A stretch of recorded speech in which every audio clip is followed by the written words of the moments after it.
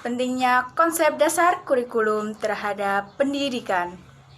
Halo teman-teman, perkenalkan kami dari kelompok 5 yang beranggotakan Anissa Eka Safitri, Anita Kartika Dewi, Cindy Yuniarti, Gian Sakti Jagadito, dan Hanif Setiawan.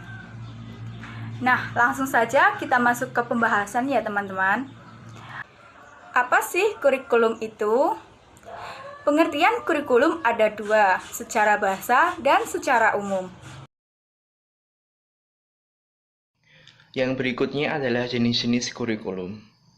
Dari sudut pandang guru atau pengajar, kurikulum dibagi menjadi beberapa jenis.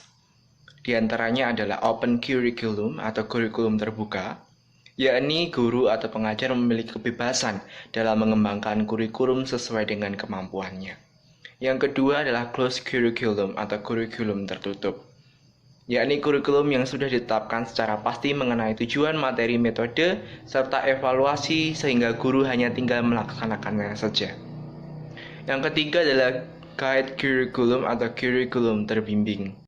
Yang selanjutnya adalah jenis-jenis kurikulum menurut Nasution, dibagi menjadi beberapa. Yang pertama adalah separated curriculum atau kurikulum terpisah. Yang kedua adalah correlated curriculum atau kurikulum korelatif, yakni kurikulum yang menggabungkan antara satu pelajaran dengan pelajaran yang lain. Yang ketiga adalah integrated curriculum atau kurikulum terpadu, merupakan sebuah kurikulum yang bahan ajarnya diberikan secara terpadu, seperti IPS yang merupakan perpaduan dari mata pelajaran ekonomi, sosiologi, geografi, dan sejarah. Landasan dalam kurikulum terdiri dari 4 jenis, yaitu yang pertama, landasan filosofis, yang kedua, landasan sosiologis, yang ketiga, landasan psikologis, dan yang keempat, yaitu landasan ilmu pengetahuan dan teknologis. Landasan filosofis yaitu landasan ini yang berkaitan dengan hakikat dan filsafat dan juga pendidikan yang mana mempunyai tujuan untuk memberikan arah bagi peserta didik dalam belajar. Indonesia memiliki landasan pengembangan kurikulum yang jelas yaitu Pancasila. Oleh sebab itu, tujuan pendidikan Indonesia adalah membentuk manusia yang dapat hidup bernegara, berbangsa, dan bermasyarakat dengan tuntunan nilai-nilai Pancasila. Yang kedua yaitu landasan sosiologis. Landasan sosiologis berkenaan dengan penyampaian kebudayaan, proses sosialisasi individu, dan rekonstruksi masyarakat. Peserta didik merupakan individu sosial yang erat kaitannya dengan interaksi di lingkungan sosial sekitarnya. Maka dalam pengembangan kurikulum, landasan sosiologis mempunyai peranan yang sangat penting. Yang ketiga yaitu landasan psikologis. Landasan ini berkaitan dengan tingkah laku atau interaksi antar individu yang terjadi dalam lingkungan belajar. Landasan psikologis harus menjadi landasan pengembangan kurikulum untuk menentukan bagaimana suatu sistem pengajaran dapat berjalan dengan semestinya. Maka, seorang pengembang dapat berpatokan pada dua cabang ilmu psikologi, yaitu psikologi pendidikan dan psikologi belajar. Dan yang terakhir yaitu landasan ilmu pengetahuan dan teknologis. Mengingat pendidikan merupakan upaya penyiapan siswa menghadapi perubahan yang semakin pesat, termasuk di dalamnya perubahan ilmu pengetahuan, teknologi, dan seni, maka pengembangan kurikulum sekolah harus berlandaskan ilmu pengetahuan, teknologi, dan seni. Fungsi kurikulum. Secara fungsi kurikulum adalah sebagai alat untuk membantu peserta didik untuk mengembangkan pribadinya ke arah tujuan pendidikan. Nah, menurut Alexander English, fungsi kurikulum meliputi 1. Fungsi penyesuaian, kedua fungsi integrasi kurikulum, ketiga fungsi diferensiasi, keempat fungsi persiapan, kelima fungsi pemilihan, keenam fungsi diagnostik. Nah, dari ke-6 sampai ke-1 ini diliputi oleh yaitu penemunya yaitu menurut Alexander English. Nah, 1 fungsi penyesuaian itu karena individu hidup dalam lingkungan. Kedua, fungsi integrasi berfungsi mendidik pribadi-pribadi yang integrasi. Ketiga, fungsi diferensiasi kurikulum perlu memberikan pelayanan terhadap perbedaan-perbedaan perorangan dalam masyarakat pada dasarnya peserta didik. Keempat, fungsi persiapan mempersiapkan siswa agar melanjutkan studi lebih lanjut untuk jangkauan yang lebih jauh. Kelima, fungsi pemilihan antara keperbedaan dan pemilihan mempunyai hubungan yang erat. Pengakuan atas perbedaan berarti boleh diberikan kesempatan bagi seseorang. Keenam, fungsi diagnostik itu mengarahkan para siswa agar mampu memahami dan menerima bila menyadari semua kelemahan dan kekuatan yang dimiliki oleh siswa tersebut. Sekian dari saya. Assalamualaikum warahmatullahi wabarakatuh. Selanjutnya adalah komponen dalam kurikulum. Kurikulum memiliki 5 komponen utama. Yang pertama adalah tujuan, yang kedua materi pembelajaran, yang ketiga strategi pembelajaran, keempat organisasi kurikulum, dan yang kelima ada evaluasi. Nah, untuk yang pertama adalah tujuan.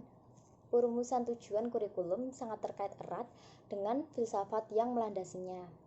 Jika kurikulum yang dikembangkan menggunakan dasar filsafat klasik, perennialisme, esensialisme, dan eksistensialisme sebagai pijakan utamanya, maka tujuan kurikulum lebih banyak diarahkan pada pencapaian penguasaan materi dan cenderung menekankan pada upaya pengembangan aspek intelektual dan aspek kognitif. Selanjutnya materi pembelajaran. Dalam menentukan materi pembelajaran atau bahan ajar, tidak lepas dari filsafat dan teori pendidikan yang dikembangkan. Materi pembelajaran yang didasarkan pada filsafat progresivisme lebih memperhatikan tentang kebutuhan, minat, dan kehidupan peserta didik. Oleh karena itu, materi pembelajaran harus diambil dari dunia peserta didik dan oleh peserta didik itu sendiri. Materi pembelajaran yang didasarkan pada filsafat konstruktivisme, materi pembelajaran dikemas sedemikian rupa dalam bentuk dan tema-tema dan topik-topik yang diangkat dari masalah-masalah sosial yang krusial, seperti ekonomi, sosial, bahkan tentang alam. Materi pembelajaran yang berlandaskan pada teknologi pendidikan banyak diambil dari disiplin ilmu, tetapi telah diramu sedemikian rupa dan diambil hal-hal esensialnya saja untuk mendukung penguasaan suatu kompetensi. Materi pembelajaran atau kompetensi yang lebih luas dirinci menjadi bagian-bagian atau sub-sub kompetensi yang lebih kecil dan objektif. Strategi pembelajaran. Sebelumnya telah disampaikan bahwa dilihat dari filsafat dan teori pendidikan yang melandasi pengembangan kurikulum, terdapat perbedaan dalam menentukan tujuan dan materi pembelajaran. Hal ini tentunya memiliki konsekuensi pula terhadap penentuan strategi pembelajaran yang hendak dikembangkan. Apabila yang menjadi tujuan dalam pembelajaran adalah penguasaan informasi intelektual sebagaimana yang banyak dikembangkan oleh kalangan pendukung filsafat klasik, maka strategi pembelajaran yang dikembangkan akan lebih berpusat kepada guru.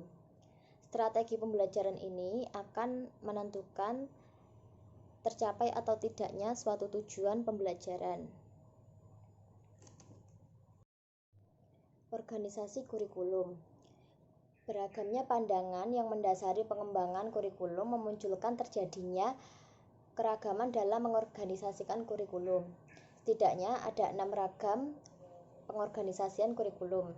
Yang pertama adalah mata pelajaran terpisah, yang kedua mata pelajaran berkorelasi, yang ketiga bidang studi, yang keempat program yang berpusat pada anak, kelima inti masalah, dan yang keenam adalah eklektik program. Dan yang terakhir ada evaluasi kurikulum. Dalam pengertian terbatas, evaluasi kurikulum dimaksudkan untuk memeriksa tingkat ketercapaian tujuan-tujuan pendidikan yang diwujudkan melalui kurikulum yang bersangkutan. Sedangkan dalam pengertian yang luas, evaluasi kurikulum dimaksudkan untuk memeriksa kinerja kurikulum secara keseluruhan dari berbagai kriteria. Indikator kinerja yang dievaluasi tidak hanya terbatas pada efektivitas saja, namun juga relevansi, efisiensi, kelayakan program. Agar hasil evaluasi kurikulum tetap bermakna, diperlukan persyaratan-persyaratan tertentu. Evaluasi kurikulum juga bervariasi, bergantung pada dimensi-dimensi yang menjadi fokus evaluasi. Dapat ditarik kesimpulan bahwa kurikulum mengandung sekian banyak unsur konstruktif supaya pembelajaran berjalan dengan optimal. Adanya kurikulum yang tepat akan menciptakan generasi yang realistis dan juga kreatif dalam berpikir di berbagai situasi. Oleh karena itu, pemahaman konsep dasar kurikulum sangatlah penting bagi tenaga pendidik. Cukup sekian presentasi dari kelompok 5. Jika ada pertanyaan, silahkan dipertanyakan.